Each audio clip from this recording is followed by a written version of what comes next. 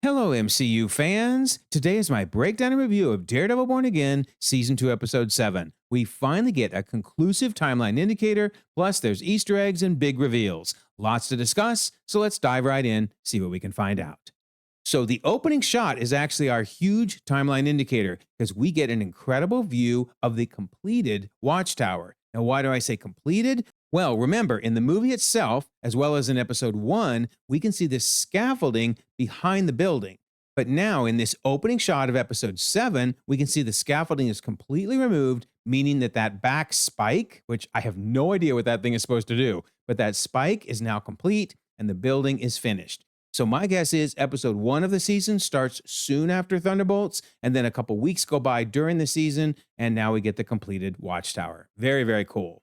And it is worth noting there was also a full moon in the first episode of the season, and if we look at October of 2027, it looks like the full moon is in the middle of the month, so that might mean we're starting in mid-October and could even be sliding into November for the season.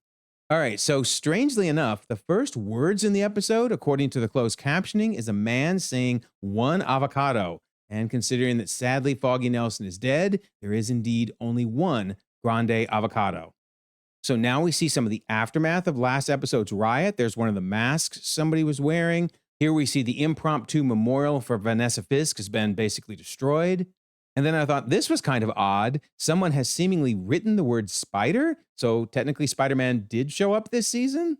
And then notice on the report, we're told that 3 are injured and 2 are dead. So I wonder if the 2 are Saunders, who of course was killed by Powell, and then Have, who is of course Angela's friend. I mean, we don't know that he's dead, but it would kind of make sense that that's what they're indicating. All right, so Kingpin's theme for this episode is order. Notice Mayor Fisk vows to restore order to the city. Of course, he's not going to be able to because everything is falling apart. Then also, he notices one of the earrings is missing, and we'll see him confront Heather about that in just a second.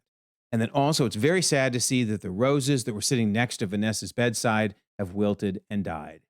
All right, so we see that Karen is being processed at the jailhouse. Remember, she was captured at the end of last episode.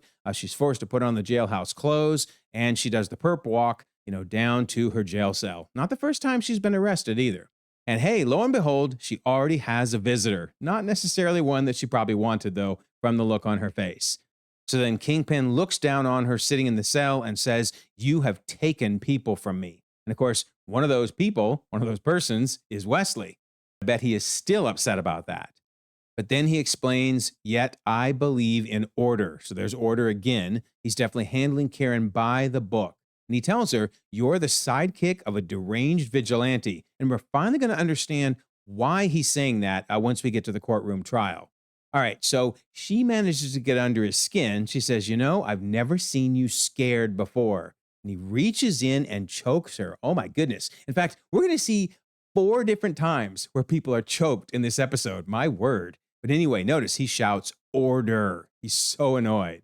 And then she says, "Oh, no, no, you took it too far last night and you know it." To which he responds, "You have one phone call." Oh, man. He is.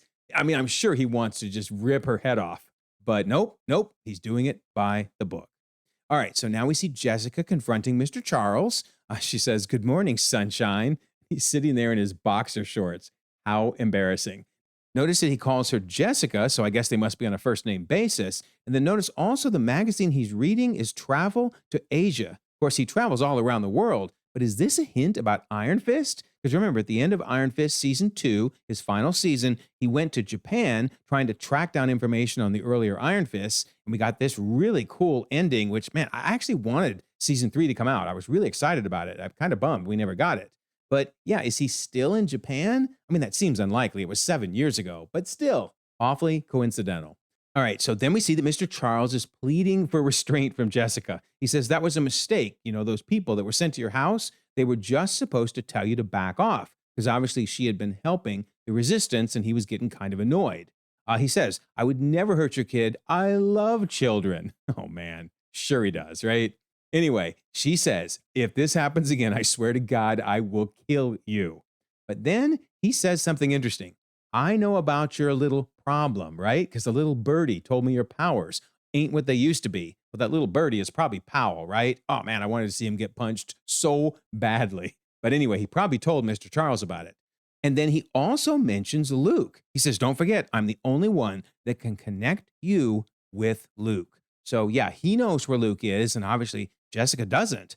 What a weird situation, right? I mean, she's not even allowed to contact him. Crazy.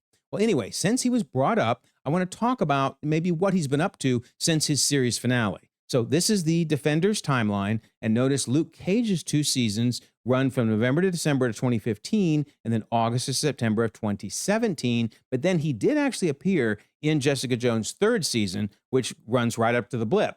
So remember, he had taken over Harlan's paradise. And I love when Misty says, don't think that I will hesitate to take you down if you start acting a fool. I love her. But anyway, he was very serious about taking over and trying to be a good crime boss. And then, like I mentioned, he did show up in the final season of Jessica Jones. Notice she says nice fashion upgrade because he's still wearing that fancy outfit. So that's the last we saw of him. Presumably, they got together during the blip and had their kid, Danielle. So the question, though, is what has he done since then, and why is he working with Mr. Charles? And also, keep in mind, we did get this Easter egg for Harlan's Paradise way back at the beginning of the 1st season. So, yeah, I am so curious to see what has been going on with Luke all this time. All right, so now we get more hints about his whereabouts, and Mr. Charles says he's overseas and he's doing the Lord's work. So, yeah, is Mr. Charles building a team similar to the Thunderbolts? Has he maybe built the Dark Avengers? Oh man, I'm really, really curious. Well, anyway, he then warns Jessica that the governor is in danger. He says the governor wants Fisk out. And she's excited, right? Good. And he's like, oh, no, no. The way I see it, this goes all kinds of wrong for Governor McCaffrey. So now that she has that information, Jessica tells Matt, who lays it on the line and says, Fisk is going to kill the governor? Yeah, he probably is at this point. And he says she's the only one that can revoke the Freeport's charter. So, yeah, she needs to stay around. Plus, she's also the only one that can kick Fisk out of office. So since he mentioned the Freeport, I got to bring this up because I don't think I've mentioned it before. But did you know that in Iron Fist Season 1, they actually were talking about the Red Hook Pier? Basically, the Hand had taken over Rand Industries and, in fact, demanded that they purchase a local pier out near, where was it? And, of course, Ward says Red Hook. So did the Hand know it was a Freeport? And is that why Kingpin eventually got it himself? I mean, they've never officially tied this all together, but it's got to be the same thing, right? Very, very cool. All right, so Fisk will definitely want a governor he can manipulate. Notice Matt says if Fisk puts in one of his puppets in the governor's office, oh, then we're dead meat, right? And actually, that's kind of what we saw in the last episode when Buck was suggesting that the lady, referring to the queen, gets to keep the crown right up until the big man upstairs comes along. And then he's telling the lieutenant governor, why wait for the big man then? So in other words, telling the lieutenant governor, yeah, just go kill the governor and then you can be governor. Oh my word. I mean, what if the lieutenant governor is the assassin we're going to see at the end of this episode? That would be insanity. Surely not, right? Surely not. Well, anyway, now we see that Cherry and Jessica finally meet. Matt says he's meeting a friend, Cherry, Jessica, Cherry. And he says, hey, big fan of your work. I mean, it makes sense. They're both private eyes. Maybe they start hanging out together. Then we see that Karen is in good hands. I mean, she's in jail, but she's in good hands. She's at the 15th precinct, to which Matt thanks Cherry, but in particular says, do we have anybody at the 15th? Oh, we definitely do. And we'll see him in just a second. But meanwhile, Jessica explains she's tapping out for now. She needs to get home. She has Danielle. So she'll be back, but she's gone for now. So then we see that Matt has a mission for Bullseye. Bullseye's like, what now? And Matt's like, well, you wanted one good deed, right? So we could balance the scales. Well, he makes it clear, I hate you for Foggy, I hate you for Father Lantom, and I hate you for Agent Nadeem, which is cool. That's a callback to 2 of the characters from Daredevil Netflix Season 3. Of course, Bullseye killed them both. And then, of course, he killed Foggy in Born Again Season 1. But yeah, then Daredevil says, look, now go, disappear, die. I don't care. Which means after Bullseye does this one favor, he's kind of on his own. We'll talk more about that later. But yeah, then he's like, what do you want me to do? And of course, what he wants him to do is protect the governor. Okay, so then we see who the familiar face is that's keeping an eye on Karen. It's our old buddy Mahoney. He says it's been a while, and it has, right? Have not seen that dude since way back in the Netflix shows, and finally he's returned. And it's really cool because he was in the very first season of Daredevil, and then he kept appearing all the way up to the 2nd season of The Punisher. So right to the very end. Absolutely love him. Well, anyway, we now learn he's the chief of detectives, so he gets to pull a few strings. And one of those strings is he sets up a special meeting, lets Karen out, briefly at least, so she can meet up with Daredevil. And that's so sweet. They apologize to each other, saying how badly they feel about the things they said. But then they discuss what they're going to do next. They're going to set a trap for Kingpin. I have to stay, she says. I have to face him in court. And the good news is there will be cameras. And Karen's like, mm-hmm. And Daredevil's like, well, we may have to cross some lines to stop him, just not the ones you think. And then I'm really curious, is the reason she's worried and saying you can't, is that because she knows he's going to show up in court? Or is it because he's going to do something else? I'm really wondering if he's going to reveal that he is Daredevil, because he would then be able to tie together the same person that rescued Kingpin, kept him from getting killed, is also the same person who's a vigilante. Hopefully, that would be enough to convince people they should be trusting the vigilantes. So we'll have to see, but that's my guess. All right, so then we see Hochberg. Man, the sooner this dude is out of a job, the better, right? He's so annoying. So he talks about just a matter of picking our strongest charges against Karen, and Kingpin's like, charge her on all of them, convict her on all of them. Yeah, dude is awful. He'll be fired as soon as Kingpin's gone. I guarantee it. Well, anyway, in comes Heather to do a wellness check for the Kingpin, actually doing her real job for once. She says, I wanted to check on you. And he says, I always accepted that love is a prison, but I never expected to be in it alone. Wow, what a deep statement. So yeah, he is in pain and there's no way to get out. And then he confronts Heather about the earring she stole by bringing the other one with him. And he says, when we act on our impulse, we surprise even ourselves. So I'm wondering, is he trying to say to her basically, hey, act on your impulses, become Muse. That would be helpful to me. Is that possible that that's what he's kind of implying here? And she says, I'd like to think I have more self-control than that. But of course, he chimes in with, well, you don't, right? And he hands her the other earring. So I don't know. Would it benefit him to have the Muse on staff? Is that what he's thinking? I'm just really curious. So now we see that Karen is heading to court, and Kingpin asks the question, do you think she knows basically that she's the wounded soldier screaming in the field that draws her comrades into the line of fire? So Kingpin thinks he's setting a trap to bring in all of her friends and associates so he can basically have them killed, when in reality, they're setting a trap for him with this trial. So we see the trial is commencing. Prosecution can now call its first witness, but oh no, Kirsten has a surprise first. I'd like to bring in my co-counsel, and sure enough, Matt walks in. And what is up with his hair? He's totally changed his hairstyle. When I saw this shot in the trailers, I thought it was a flashback or something. So anyway, he says, Matt Murdock for the defense, Your Honors. And then this is kind of funny. While he's literally walking across the floor to the courtroom, the news stations already have typed up on their little prompter at the bottom, missing Matt Murdock joins defense. Wow, that was quick. They literally had that up within about 10 seconds or less. Too funny.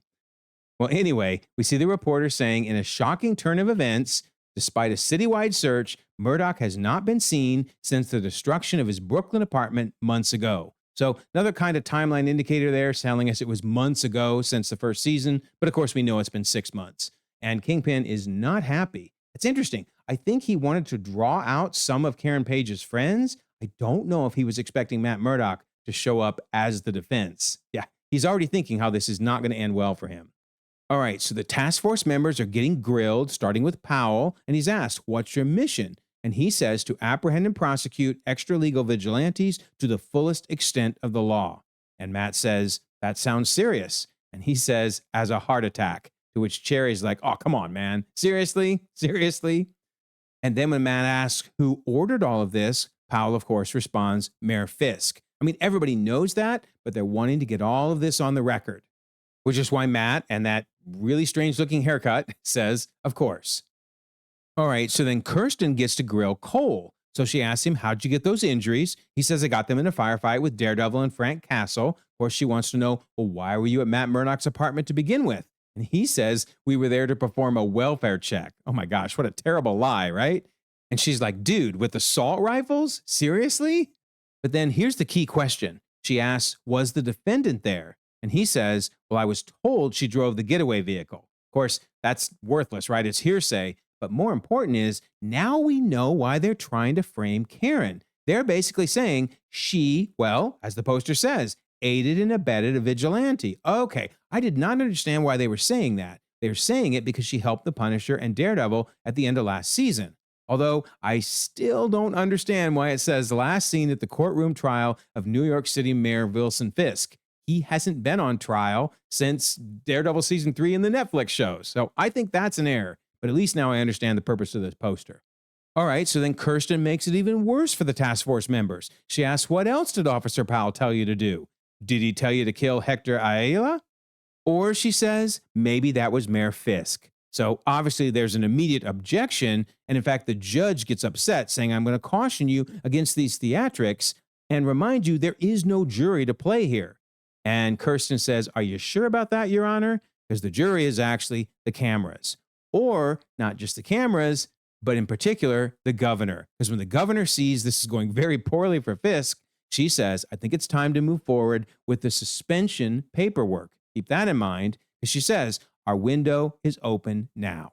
Well, remember, last episode, I talked about the fact that the governor has the authority to basically remove the mayor. And there's 3 steps. The removal process, and that leads to a hearing. I think that'll be next episode. The suspension power, meaning she can immediately suspend him for up to 30 days. And then there's a succession, because if he loses in the trial, then they pick a new mayor. So it'll be interesting to see who gets picked. I mean, sure looks like it's going to be Sheila, but I'm not sure how the rules work within the MCU.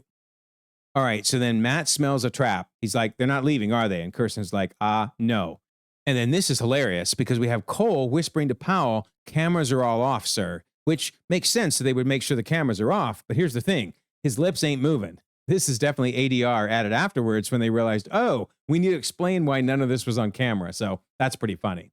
Well, anyway, everyone is now worried. The police are saying, hold. And sure enough, they hold them back to make sure everything's safe. And they think it's safe. They all book to the car. But oh, man, nope. We hear guns clicking. Notice the screen goes full screen because Matt is widening out his hearing. And sure enough, he shouts, run, Cherry. And as soon as he said that, I'm like, oh, man, Cherry's dead. Cherry's dead. Nope, he's not dead, but they do kill a cop. This poor cop there on the left gets shot. And Matt gets shot in the leg, which is going to make it tough for him to fight next episode. But I love this. He throws his cane and it goes through the windshield, right? And into the steering wheel, forcing it to drive the car forward so they can't change the steering and crash. That's pretty cool. And I'm assuming everybody in that is either knocked out or killed, potentially. So Matt just hobbles off on his leg with a bullet in it. Man, that's painful. And I have no idea how he made it to the church, but somehow he does. So he calls to St. Jude, the patron saint of difficult cases, of things most despaired of, and asks him to pray for him. Now, I don't know whether this is actually the answer to Matt's prayer, but it's perfect timing, right? Because in walks Jessica. Somewhere God's going, I didn't send Jessica. That's not my solution. But nonetheless, we're happy to see her. And then Matt concludes by saying, and that I may bless God. So yeah, we'll see his prayers answered next episode. Meanwhile, the governor needs better security because somehow this dude gets in and now is able to strangle her. What is up with that? And not only did this guy get in, but Bullseye got in because he's throwing 2 knives here at both of his arms to make him lose his grip on the governor, right? And then he ricochets one off the chandelier, which lands on his head. And of course, there's the other one stuck in his arm. And then Bullseye just salutes, right, to the governor. So she knows he did it. I mean, if anything, I'm not saying this makes him good with the law and good with the governor, but it certainly doesn't hurt. So I can't help but wonder if he might not join the Dark Avengers or maybe even join the Thunderbolts for that matter. Wouldn't that be crazy? Well, anyway, this dude's dead, right? He's gone. And Bullseye, yeah, man, they really, really need to improve security at the governor's mansion. He got in and then out without anybody saying a word. What on earth? Notice a cop car coming in there on the right. All right, so then we move to Heather and Karen, who get in a bit of a cat fight. And there's a lot of barbs thrown back and forth, but it gets really nasty when Heather says, what kind of a person kills their own brother? And of course, she's referring to Karen's brother that was killed in Daredevil Netflix season 3. I mean, she resulted in his death, but it was an accident. And in fact, it was expunged, or they kind of hid it in the police records. But notice, Heather says the mayor's office has detailed files. So wow, did they ever dig deep? Because they would have had to go back and find what the original case file said. Craziness. Well, anyway, she says, did you feel powerful when you murdered James Wesley? And then she says, after a lifetime of, I don't know, being used as a puppet by all these men, how does that make you feel? And she just rattles off different men, no reaction from Karen until she mentions Punisher. And now she gets annoyed. Anybody that's shipping Punisher and Karen, don't give up yet. That's all I can say. Don't give up yet, because it seems like there is a bit of a spark for the Punisher. So then Karen decides to strike back by saying, I know you were close with Vanessa. Did you know she had my friend Foggy killed? Is that in your files? And I think Heather has to know that she's working for very, very bad people. And she's just shoved it way down, just like she shoved down these muse tendencies that keep rising up to the surface. She starts seeing the muse. In fact, I mentioned in the last episode how the tears going down her face suspiciously looked like Muse's tears. Because notice they didn't follow the eye ducts down, they went right down the middle. And that jewelry that she stole looks like Muse's eyes. And when I tweeted this out, look at the response. 325,000 views, 5,000 likes. Oh, everybody's thinking she's turning into Lady Muse. So then Karen makes it even worse. She says, look, I get it. I'm so sorry. Oh, Heather flips out. She says, don't pity me. And this is now basically the second time Karen's being strangled. And of course, the governor was strangled before that. So we're up to 3 people being strangled so far. And Karen responds with, is that all you got? And Heather's like, oh, not even close. So my hope is if she becomes Lady Muse, which just absolutely seems to be certain, is that she makes a deal with Mephisto and she gets actual powers this time around. Because obviously it was disappointing that the Muse was basically just a strong, skilled fighter. I want her to have powers, just like the Muse in the comics. And finally, we got to talk about Daniel and BB. So Daniel says, I can't keep stalling Buck. Because let's face it, Buck knows that Daniel's the leak and that BB has been putting the information out. So Daniel says, I'm sorry, I thought we actually had each other's backs, which is interesting. He kind of thought this was all a game. In other words, it works for him, it works for her, but it has all gone south. I thought it was kind of funny, too. He actually has a speech debate shirt on, which shows why he's so good at all these arguments and why he says all the right things at all the right times. But it's too late. Time has run out. Well, I do understand why BB's ticked off, right? I mean, she had that BB report, and thanks to Daniel, it was basically turned into a commercial for Mayor Fisk. So that's why she created the City Without Fear. But excuses can go on all night long. The bottom line is Buck is after them. So he says right now, Buck Cashman is waiting for me to hand you over to him. And if I don't, he'll come after me, he'll come after my mom. Oh, and by the way, then he'll come after you. So we need a safe house. And I actually think initially Daniel was going to throw BB to the lions because he says he's going to go to a safe house, but then he gives Buck the address, right? And then once they get there, that's when BB realizes this is not a safe house. So yeah, she was just about to be thrown to the lions. And she says, is this really the person you want to be? So then Daniel finally gets a conscience and he says, here, take this and go. Don't go home and don't tell me where you're going. She's like, well, what are you going to do? And he's like, I'm going to do the right thing. Just let me, okay? But promise me this, just make it count. Because I think he knows he's not walking out of this alive. And sure enough, when Daniel heads in to see Buck, he is not playing around. He's like, where is she, Daniel? And I can't believe it. He literally looks him in the face and says, forget you, Buck, or something to that extent, right? Well, Buck does not find that funny. So starts to strangle him, making that strangulation number 4, and then pounds on him on the couch. And then finally says, hey, I don't enjoy doing this.